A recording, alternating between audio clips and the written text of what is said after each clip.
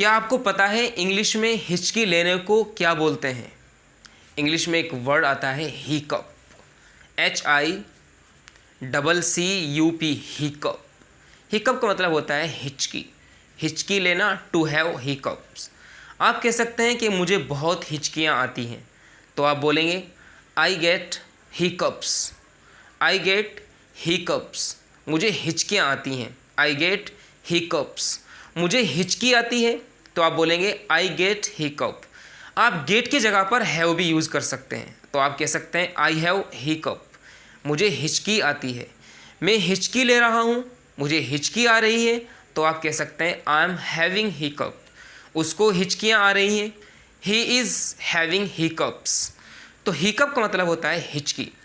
आप हिचकियाँ जब बोलेंगे तो आप हिकअप्स प्लूरल यूज़ करेंगे, और जब बोलेंगे आप हिचकी तो आप सिंगुलर हिकअप यूज़ करेंगे।